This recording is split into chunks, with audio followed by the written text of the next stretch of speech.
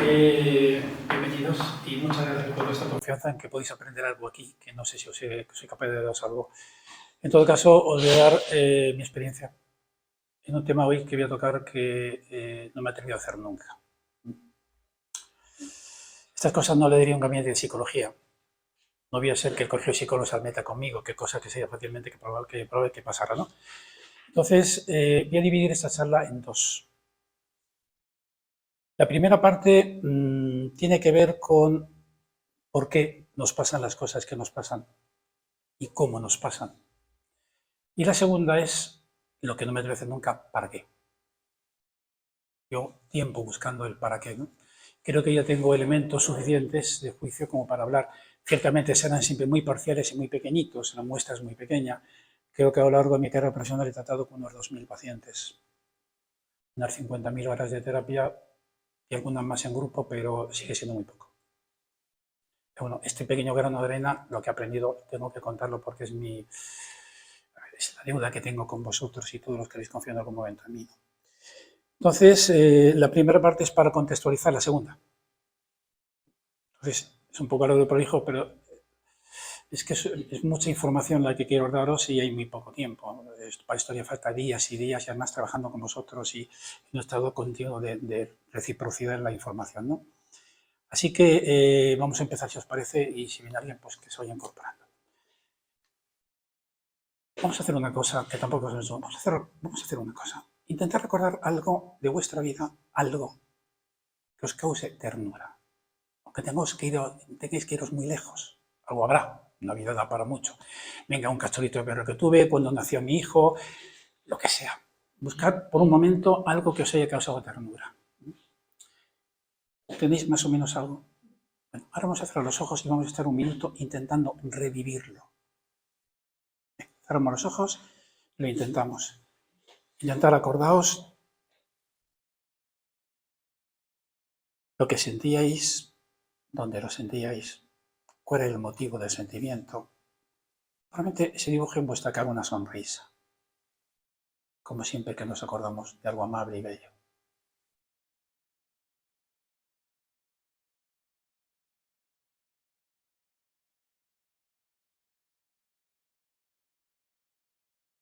Sentid vuestro cuerpo, qué pasa en el pecho, qué pasa en la cara, cuando recordamos algo que nos causó ternura.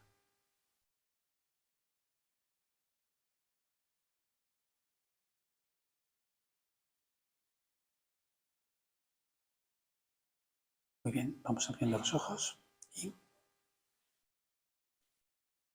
¿Por qué os he pedido que hagáis esto? Vamos a predisponernos un poco más para escuchar. Cuando sentimos ternura o cariño, no tenemos miedo, son incompatibles. Y cuando no tenemos miedo, estamos más dispuestos a escuchar. Entra mejor la información.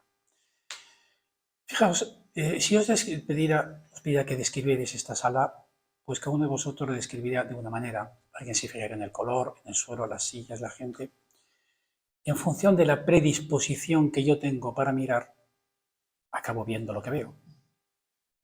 Entonces, hoy quiero mostraros cosas que no estamos dispuestos a mirar porque no estamos predispuestos a mirar. Nadie nos ha dicho, oye, mira, es que en aquel rincón hay una plantita. No, porque nunca he visto el rincón, ni nadie me ha dicho, mira. Así que hoy voy a deciros que miréis en una dirección que quizá no había mirado nunca. Como decía, voy a dividir esto en dos momentos. El primero para hablar de lo que he aprendido, del por qué y del cómo, y después, como decía, lo que he aprendido, lo estoy aprendiendo del para qué y me estáis enseñando a todos vosotros. Bueno, hombre, vamos aquí. Bienvenido, ya sé, bienvenidos todos, ya lo sabemos. Muchas gracias de que lo haya escrito, me imagino quién ha sido. Bueno,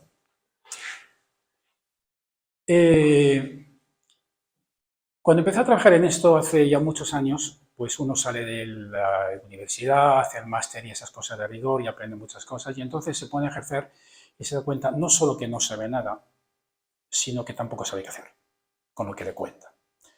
Bueno, uno va aprendiendo y entonces si tienes suficiente nivel de curiosidad, te das cuenta que no sabes nada y entonces te pones a aprender. Claro, no miras solo una dirección porque cada uno de los pacientes que viene te va dando una información importantísima de lo que no sabes. mucho más que de lo que sabes. Entonces, ¿qué es lo que fui viendo a lo largo del tiempo? Vi que se repetían regularidades. Claro, es que cuando en función del dogma imperante más o menos tiene que ocuparte de lo que sucede aquí y ahora, hombre, pero es que resulta que lo que sucedía aquí y ahora siempre me remitía a otra época. Como que no nacemos estrictamente con una predisposición para las cosas, sino que nos van pasando cosas que generan predisposiciones. Entonces, poco a poco fui entendiendo que, hombre, venimos marcados por un montón de acontecimientos que nos van pasando en esta vida y que ciertamente los más tempranos son más vulnerables. Somos más vulnerables y por tanto impregnan más. ¿Y esto cómo lo sabemos? Hombre, después todo esto que mi intuición me fue diciendo, que ya habían descubierto hace 2 o 3 mil años, que tampoco inventamos nada, ¿no? Me doy cuenta que la ciencia, especialmente las neurociencias, van autentificando que eso era real. Fijaos, lo que antes simplemente era intuición desde a tantas personas, resulta que ahora comprobamos que es real. Era real que las etapas más tempranas son más vulnerables. Y era real que cuando en esas etapas nos pasan cosas desagradables van a dejar una huella en nosotros. Una huella muy fuerte y muy indeleble que tiene que ver con la supervivencia. Es decir, todo lo que nos causa daño se convierte en una memoria para que no nos vuelva a dañar. Claro, una obviedad, ¿no? Lo hacían hasta los animales.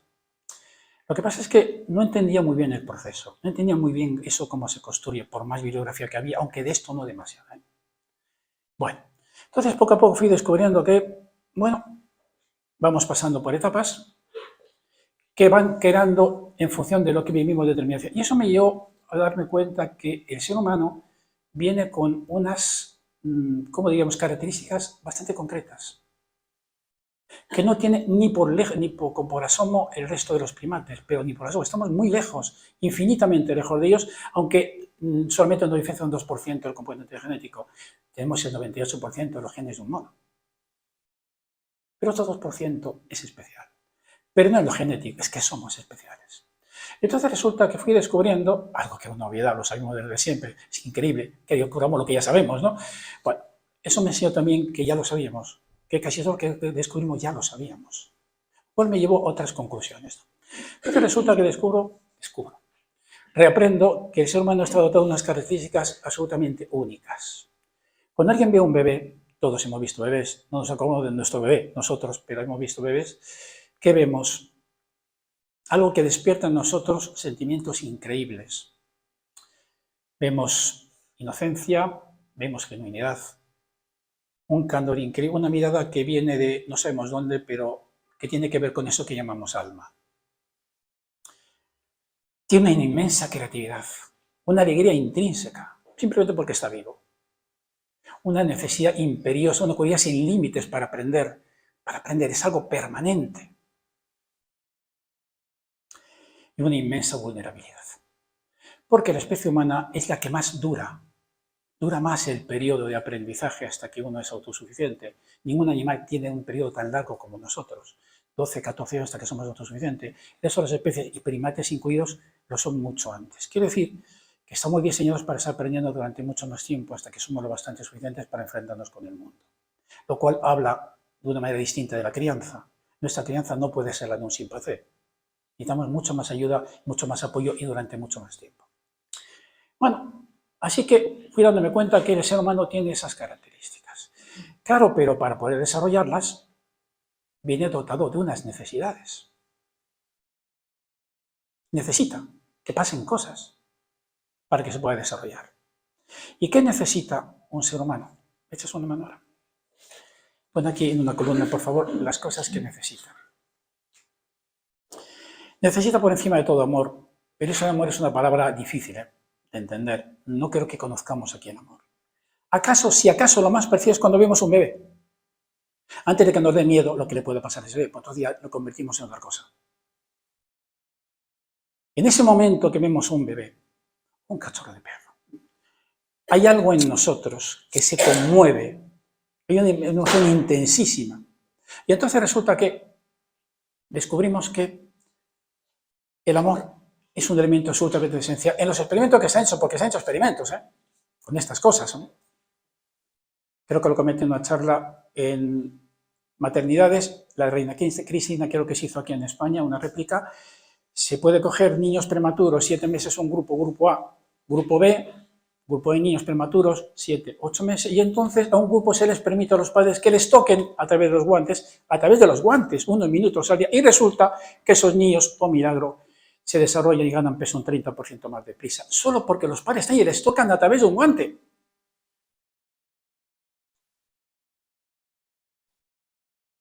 Todas las enfermedades emocionales que tenemos proceden de una falta de amor o de la percepción de una falta de amor. Por lo tanto, lo que nos va a curar es volver a recuperarlo. ¿Pero qué más necesitamos? Protección. ¿Por qué? Porque a diferencia de otros animales no tenemos garras, no tenemos colmillos, no tenemos una estructura ósea, no tenemos un exoesqueleto fuerte, necesitamos protección y durante mucho tiempo necesitamos sentirnos protegidos. Claro, qué obviedad, ¿no? Pero nosotros protegemos a nuestros cachorros a veces bastante peor que un perro y un gato. Pero es que nuestro guión no está escrito, nuestro guión es cultural. Los perros y los gatos tienen un guión perfectamente diseñado genético y no se lo saltan. ¿Qué más necesitamos? ¿Qué más necesitamos? Necesitamos que se nos permita expresar lo que sentimos. Porque reconocemos lo que sentimos solo cuando lo expresamos, si no es una madeja difícil, difusa, en el entendimiento no sé lo que me sucede.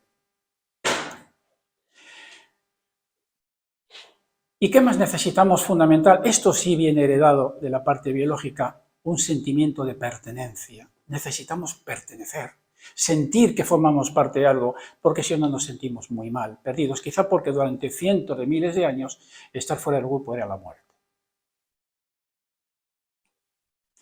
¿Qué más necesitamos?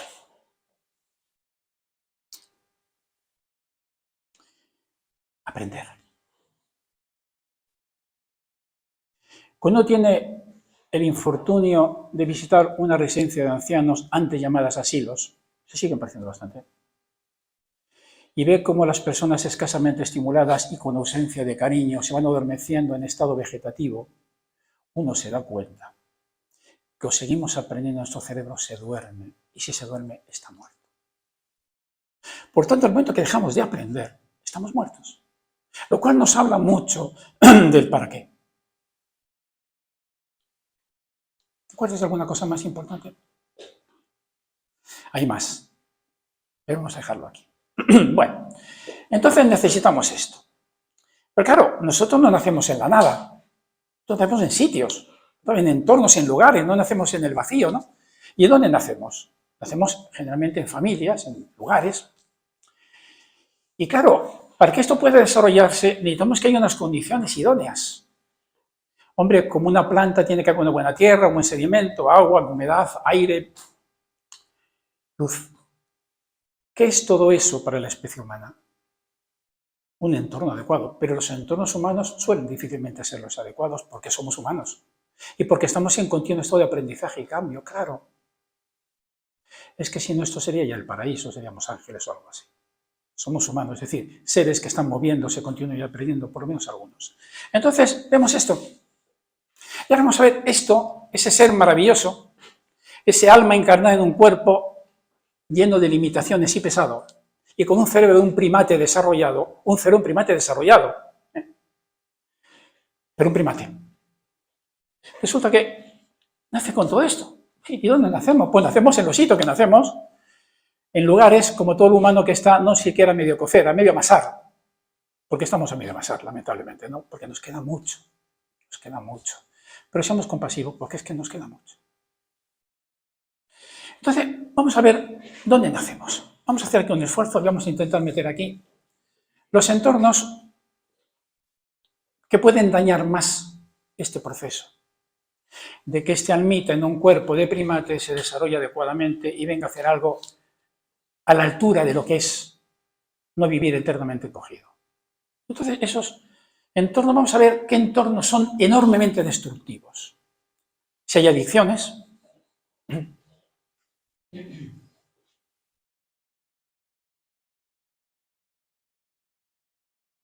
si hay un exceso de control, porque hay mucho miedo, si hay un descontrol total, porque da todo igual, Si hay enfermedades mentales, o trastornos mentales, o trastornos emocionales. Ahora veremos cómo enlazamos todo esto, ¿no?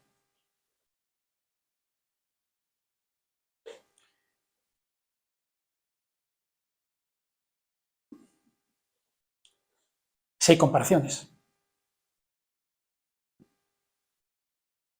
Si se estimula la vergüenza.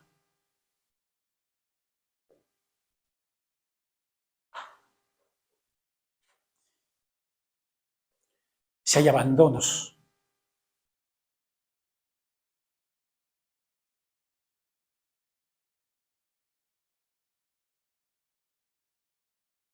Si hay desafectos.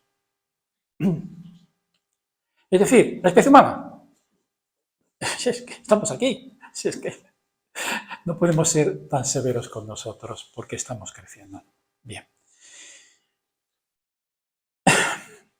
Entonces, voy a poner ejemplos.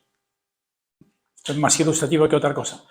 Aquí viene el ser humano y nace un entorno donde esto.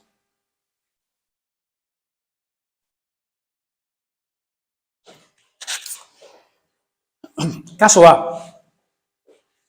Estoy cogiendo casos al azar. Como es administración, yo aún así he pedido permiso, puedo contarlo, no hay nombres ni nada, ¿no? Ese señor es un empleado público en uno de esos oficios de altísimo riesgo. Se juega la vida con mucha frecuencia. Bueno, está en una familia de 10 hermanos y la madre muere cuando este chico tiene 7 años. Pero no solamente la madre muere, el padre es que está continuamente trabajando para sacar adelante a tantos hermanos, sino que además muere un hermano mayor que él, hay mucha distancia entre ellos, y él se encarga con 12 años de cuidarle en la agonía final, un cáncer de los duros, terribles, de esos que hay que limpiarle, una cosa tremenda, ¿no? Y este hombre, cuando viene, porque tiene mucha ansiedad, ¿qué me pasa? No sé, venimos así, que tengo mucha ansiedad. ¿Y desde cuándo? No sé, yo creo que desde siempre. Eso es una frase típica, ¿de cuándo? Desde siempre. No sé por qué. Cuando me preguntan ¿desde cuándo? Y resulta que casi siempre desde siempre. Y no te das cuenta hasta ahora. Sí, bueno, es que ahora ha hecho crisis. Claro, es que ahora ha pasado otra cosa, que es que resulta que me he separado y no sé cuántas cosas han pasado. Es la última gota que era un vaso que ya estaba lleno, pero que me lo he normalizado y bueno, pues es lo normal. Lo normal es estar siempre de crisis. Entonces, vamos remontando, porque aprendemos ya a remontar a dónde, y cada vez ese chaval se acuerda de que no había cariño para todos. Es que 10 hermanos eran muchos. Y las personas altamente sensibles quizás necesitan una cuota especial, pero es que no había, 10 hermanos son muchos.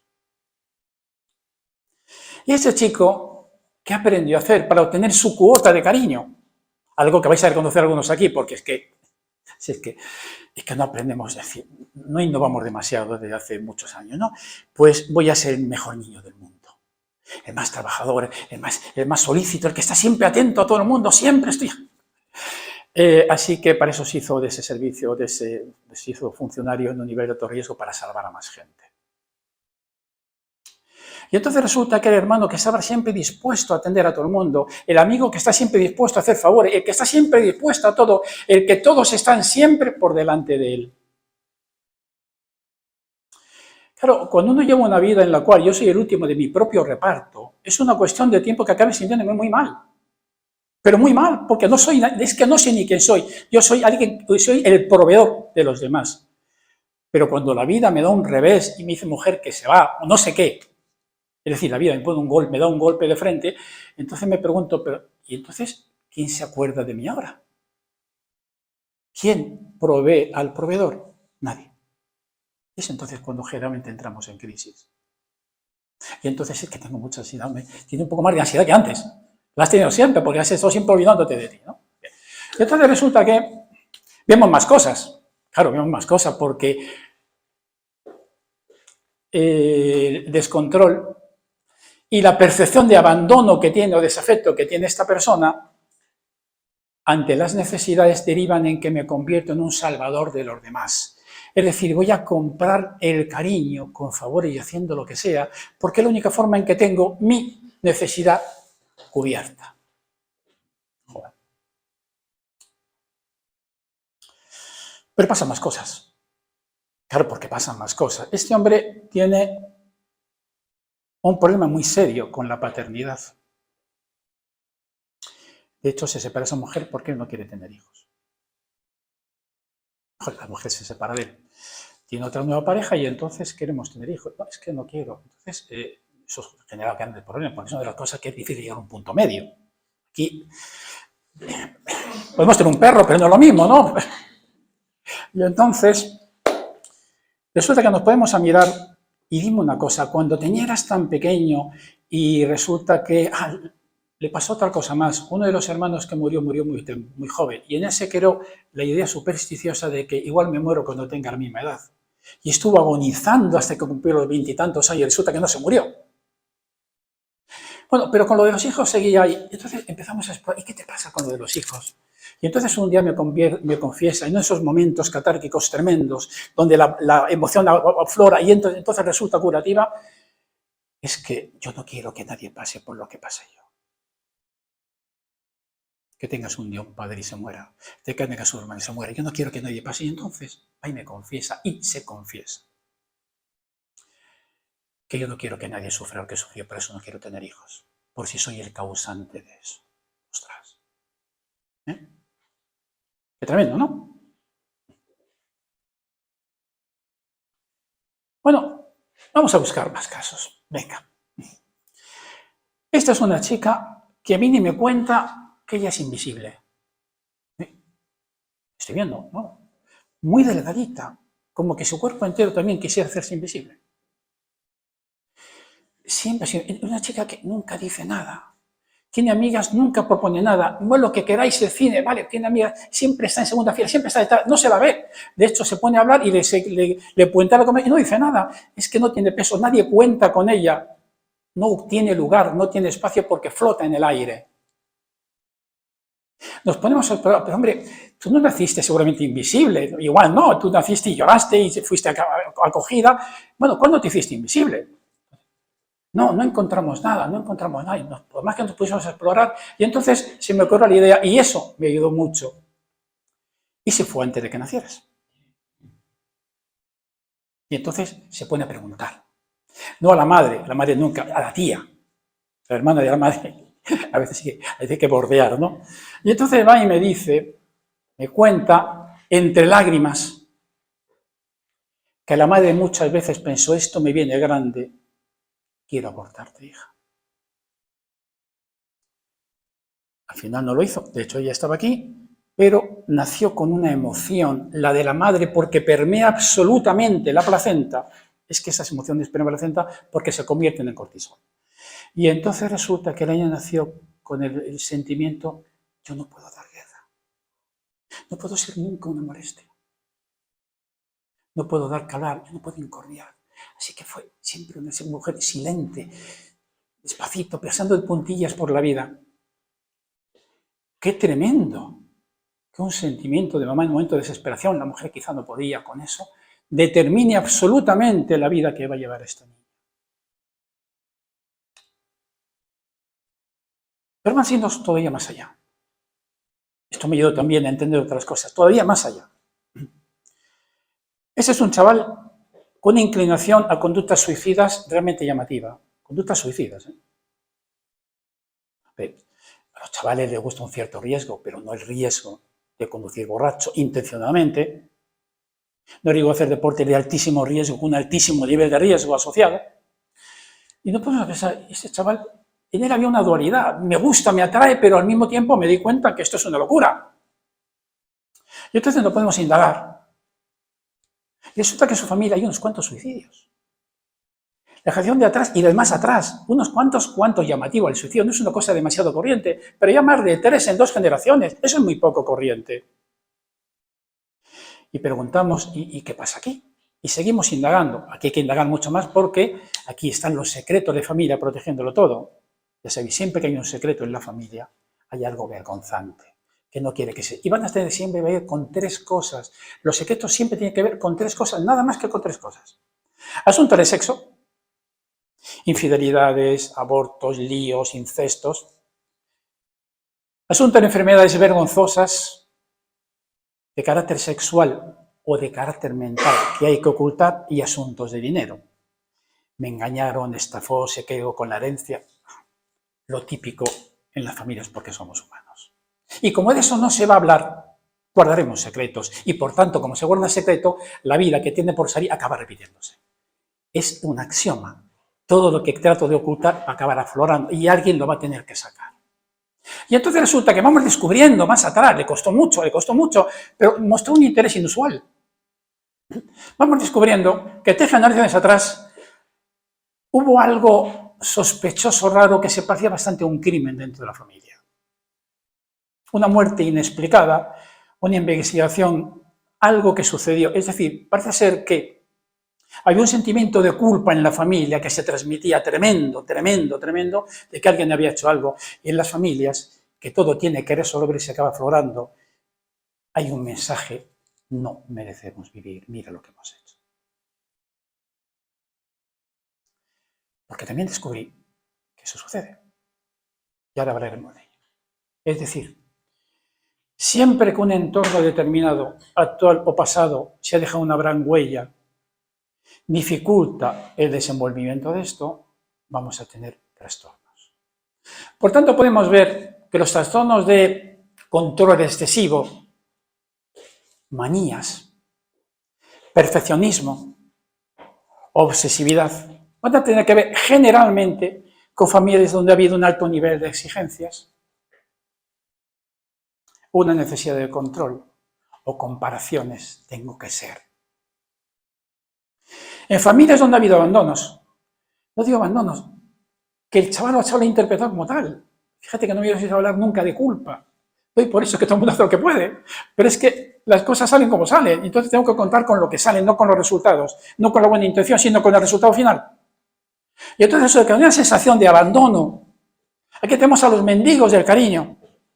El salvador, el que hace siempre hace cosas por los demás, el que llega al límite de la exigencia, ese que nunca se puede derrumbar. Ese que es el puntal de algo para que no se caiga todo, ¿no? Ese que rígidamente aguanta lo que sea y nunca piensa o siente cómo me encuentro, cómo puedo hacer esto, ¿no? Pues ahí vamos a tener siempre el abandono porque afecta la sensación de protección, lo que puedo expresar y sentir porque no puedo quejarme, el que no se puede quejar. Es el que dice a otra familia: si tú eres muy fuerte, si tú lo puedes todo, yo no puedo más. Entonces tú lo puedes todo. Bien, donde hay vergüenza, donde una persona no ha podido expresar sus sentimientos, esto se ve mucho en situaciones de abuso. Sistemáticamente, cada vez que una persona me ha contado que ha sufrido una situación de abuso y le pregunto: ¿y a quién se lo contaste? Generalmente a nadie. ¿Y cómo es posible? ¿Cómo que a nadie? Entonces me cuentan por qué no se lo contaba a nadie. Y es porque en ese entorno familiar, por la razón que fuera, conflictos entre ellos, una sensación de desprotección, una sensación de fragilidad de padres poco competentes, pobrecitos míos, igual no podía hacer otra cosa. No me van a escuchar, no me van a creer, no cuento, pero eso ya estaba de antes. El abuso viene a confirmar algo que ya estaba de antes. Y claro, si no cuento un abuso, si no cuento una situación de desprotección, ¿qué hace ese niño o esa niña? ¿Cómo asimila? ¿Cómo coloca eso en su cabeza? Debe ser que me lo he merecido. Debe ser que hay algo que está mal en mí. Si no me he sentido querido, debe ser que hay algo que no ha satisfecho las necesidades de mis padres. Debe ser que hay algo en mí que está defectuoso. Y entonces aparece una vergüenza esencial, tremenda, terrible, que vive en nosotros, habita ahí dentro, ¿no? Y que es la que no me permite que me entregue, que me abra el cariño, que hable de mí, que expresen mis sentimientos, porque van a acabar sabiendo que hay un defecto en mí, van a acabar rechazándome porque fíjate. Y voy a vivir toda la vida con la sensación de que tengo dentro algo defectuoso, que nunca sabré lo que es, pero viviré guardándolo. No mostraré nunca mi corazón y no poder tener nunca, obviamente, relaciones de profunda intensidad. Porque van a acabar descubriendo mi defecto. ¿Vemos todo esto? ¿Alguna pregunta? Esto es infinitamente más grande, ¿eh? Pongo simplemente ejemplos.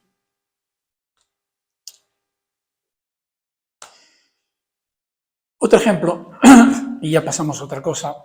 Una persona que siempre tiene problemas con el dinero, a la baja, muy alta. Y es que no sé qué me pasa, trabajo mucho, me esfuerzo mucho, estoy muy bien preparado, soy un gran profesional, ¿qué me pasa con el dinero? Pues no sé, entonces investigamos. Vamos a ver, ya que remontamos más lejos, claro, vamos viendo, venga, tu etapa anterior, de adolescencia, la infancia, vamos a llegar más allá, a ver qué pasó más allá, a ver qué matrices, a ver qué mensajes nos trae la familia. Y entonces resulta que uno de sus abuelos, que fundió totalmente la herencia, es que hay gente así, a ver, dejó a la familia, tenía muchas tierras, tenía una familia consolidada y este llegó a heredar, lo fundió todo como suelen hacer los segundos o tercera generación de alguien que ha hecho mucho dinero. Y entonces resulta que creó tal agonía en la familia, tal agonía, que aprendieron a ser tan ahorrativos que nadie se arriesgaba a nada. Hay un viejo refrán en mi pueblo que dice, arate y cabate y en tu casa estate. Qué bonito, ¿no? El colmo del conservadurismo al Francia. No te muevas, quédate aquí. Y entonces, gente con talento nunca se arriesgó a hacer nada más. Pasan las oportunidades y no las ves. ¿Cómo las vas a ver si tú no vales, no sirves? Así que descubrió cómo el mensaje transgeneracional, que se llama así, es no te muevas, que puedes perderlo todo. A veces tiene que ver con tener hijos. Si ha habido muertes por parto, embarazos en los cuales ha habido problemas, muertes del niño recién nacido, era tanto miedo, tanto dolor en la familia que el mensaje que llega es no te quedes embarazada, porque vas a sufrir mucho, que puede incrementarse, por tanto, no tengas nunca pareja. Por tanto, como yo no sé que eso está sucediendo, aquí dentro habita el mensaje y se cumple a ultranza. Bueno, en los años 90, 2000, un biólogo de nombre para mí pronunciable, creo que es Sildrick o algo así, pues resulta que va y descubre una cosa interesantísima, y es que algo que ya Jung habló del inconsciente colectivo, resulta que va y descubre y hace experimentos que cuando a unos elementos, a unos miembros de una especie se le enseña algo, y ese algo llega a un nivel crítico, mucha gente lo ha aprendido, en otras zonas del mundo ha sucedido lo mismo. Y eso hizo un experimento en las Islas Kuriles, él y un grupo. Y es que las Islas Kuriles, sabéis, son las islas árticas de Japón. Hay unos monos que viven por allí. Y entonces empezaron a darle a los monos fruta, pero llena de tierra. Entonces los monos la rechazaban. Hasta que una mona, siempre vosotras, esto, se le ocurrió que si la metía en el agua se lavaba. ¡Ostras! Y llevamos monos aquí.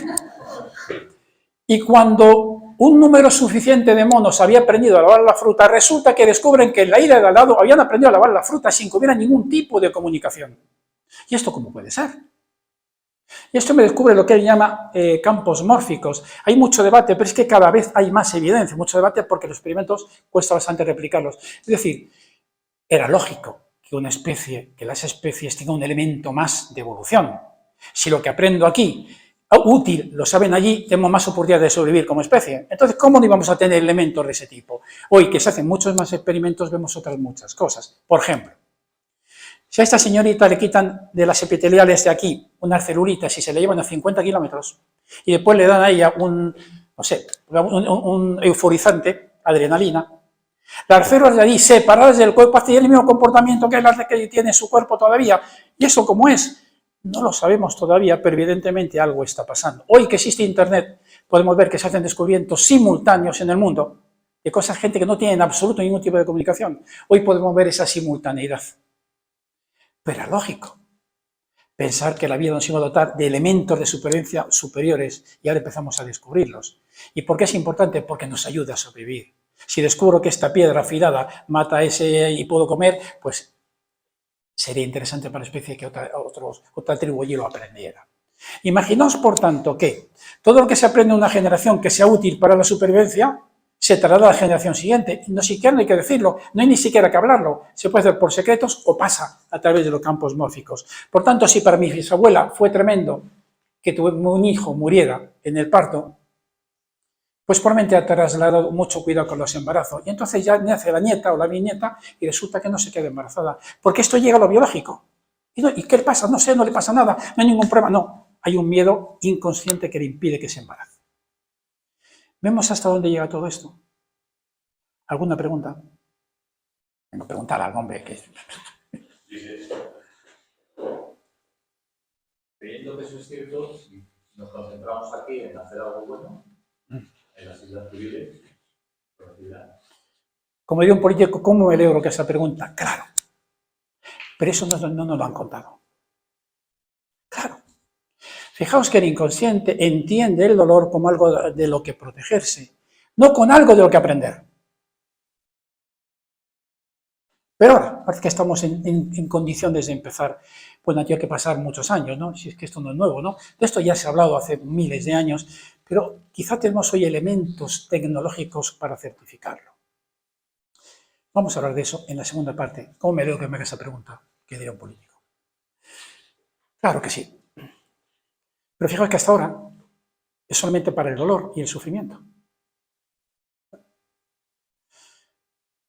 Bueno, vamos a borrar esto y pasamos a la segunda parte. ¿Alguna pregunta con respecto a esto? Esto es muchísimo más prolijo, como podéis entender, y requiere mucho tiempo para explicar en detalle. Pero bueno, creo que queda bastante claro que, o no sé, decidme si queda claro. Bueno, permíteme.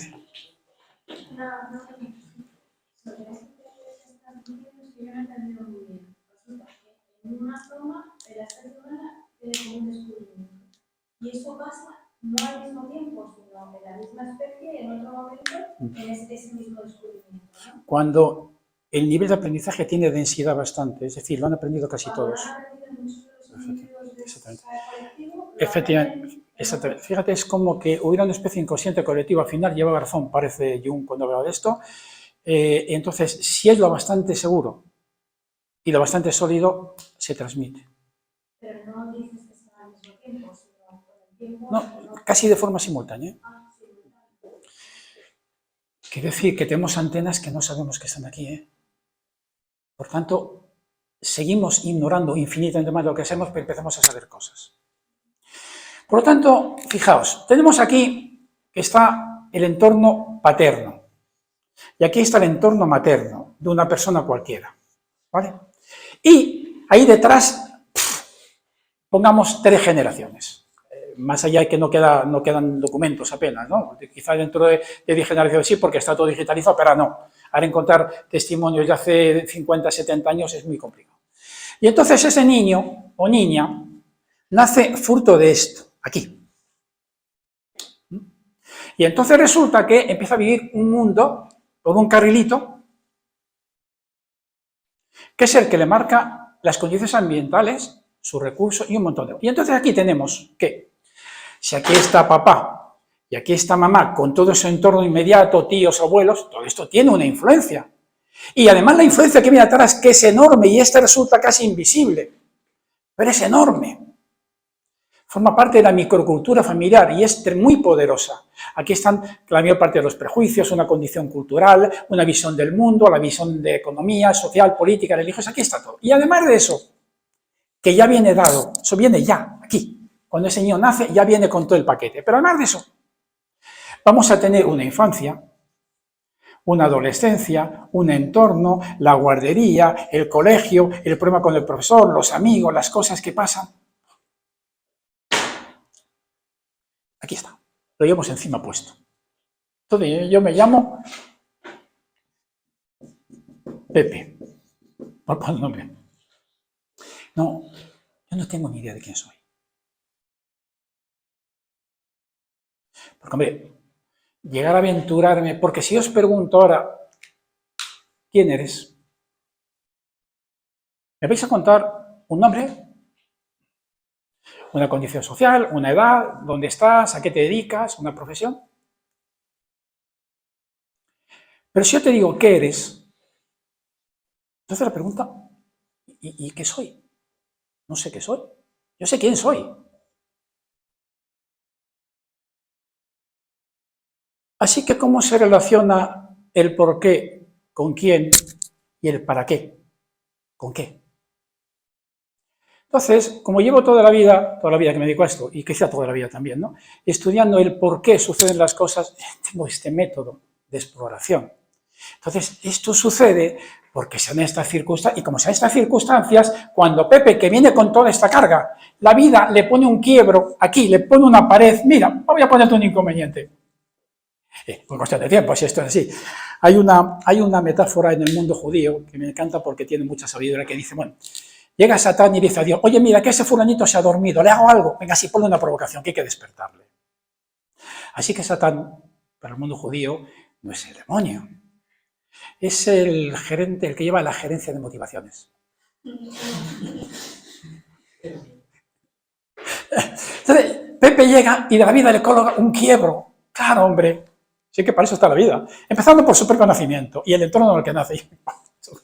Se encuentra igual que un entorno de eso que hemos hablado, ¿no? Pero vamos a poner ya con ese entorno y con esas heridas. ¿Cómo nos han conocido esas heridas? Pues vamos a ver, mirad. Cuando una persona viene y tiene que vivir todo eso, se le genera una herida importante. Y esa herida importante le va a afectar de por vida. Porque esas heridas tienen la peculiaridad de que cuando se hagan en nuestra vida aquí, o en cualquier otro momento, cada vez que algo me recuerda esa herida, me vengo aquí. ¿Por qué? Porque mi desarrollo emocional quedó parado en el momento mismo que sucede y ya no va a crecer más. Por tanto, actuaremos ante las cosas que nos pasen como actuamos, parecidas como actuamos en aquel momento. Las heridas tienen esa peculiaridad, hay que ver cómo son. Son el recordatorio que nunca más vuelva a pasarte esto. Si está en el consciente, dice, me voy a proteger totalmente de ello. Así que pues las heridas nos van a afectar en tres campos. Volvemos a cualquiera de los ejemplos que hemos puesto. La niña, pobrecita mía, invisible. ¿Cómo le afectó lo que vivió? Nosotros nos vemos aquí, en esta tierra, en tres campos. En el campo mental, el campo emocional y el campo del comportamiento. Podemos definir casi toda nuestra vida a través de esto. Fijaos, esa herida a la pobre niña, pobrecita mía, esa herida, ¿qué le hizo? En el campo mental, llegar a creerse. Yo tengo que ser invisible porque eso me protege de hacer daño y sentirme culpable. En el campo emocional, a contener sus emociones, sus sentimientos, comprimirla, que nadie sepa lo que pienso y lo que siento, no vaya a ser que descubran que hay algo en mí que está mal y que les causa un gran perjuicio a mamá. Y en el campo del comportamiento, no significarse, ir de puntillas, estar siempre esquinada, no vaya a ser que la vea. Por tanto, nuestro mundo de creencias, las creencias con las que vamos a vivir, que se llaman mandatos, porten el mundo mental. Aquí es quién soy yo. Yo soy la consecuencia de esto. ¿Tengo alguna información más? ¿Sé algo más de mí que cómo he actuado ante esto? Porque toda nuestra vida va a girar en torno a las heridas, como la niña de esta chica, estos ejemplos que os he puesto, y cualquiera de vosotros. En el campo emocional, como digo, voy a aprender a encoger mis sentimientos, a veces, muchas veces, disociándome del sentimiento, de mi cuerpo. Disociarme mi cuerpo quiere decir que, como me causa tanto dolor sentir, y eso es especialmente válido para las personas altamente sensibles, de las cuales estáis aquí unos cuantos, personas altamente sensibles. Se dice que hay un 30% de personas altamente sensibles, es decir, que vivís la vida con muchísima intensidad, lo bueno, lo malo y lo regular.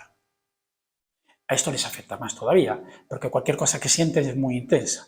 Bueno, pues en la mayor parte de las heridas genera alguna modalidad de disociación, es decir, atenúo la capacidad que tengo para sentir. ¿Y eso cómo lo hago? No lo hago, se hace solo, ¿eh? En esta instalación eléctrica, en ese cuadro que hay aquí, hay diferenciales que sirven para cuando hay una sobrecarga, salta y se apaga. ¿Para qué? Para evitar que se queme el sistema. Tenemos algo parecido. Pero ¿cómo funciona en la especie humana? En la especie humana funciona, hay una situación de gran dolor. ¿Qué hace mi cuerpo? ¿Qué hace el cuerpo de un niño cuando se asusta? Encoge, tensa unos músculos, tensa el diafragma y deja de respirar. Lo que vamos a seguir haciendo toda la vida, los que estamos asustados. Tensamos la musculatura en alguna zona, dejamos de respirar, esperamos muy poco y nos tensamos mucho. Lo que pasa es que aquí yo levanto el diferencial, en un niño ya no. Y va a aprender a vivir con eso como si fuera su normalidad. Es decir, con una capacidad para sentir atenuada que será su normalidad. El problema es que para tener la sensación de que vivo con intensidad tengo que utilizar algo, generalmente una adicción, para tener de vez en cuando chutes de. de intensidad y de vida, y estamos servidos de adicciones. Quizá una de las más complejas de entender es la adicción al enamoramiento, que nos mete en unos líos que para qué os cuento, ¿no? ¿Por qué me voy a enamorar? Bueno, entonces vemos que en el terreno mental se produce un mundo de creencias con las que me defino, esto es lo que yo soy. En el mundo emocional, una disminución de la capacidad para sentir, un trastorno en el mundo emocional, un atenuamiento, y en la conducta, generalmente conductas evitativas o escurridizas para no volver a enfrentarme con lo mismo. Es decir, todo esto cronifica para siempre jamás la herida, y de aquí no voy a salir. Solamente voy a añadir nuevos elementos. Entonces, el 90 y muchos % de la humanidad vive en historias de estas, ya no se entera.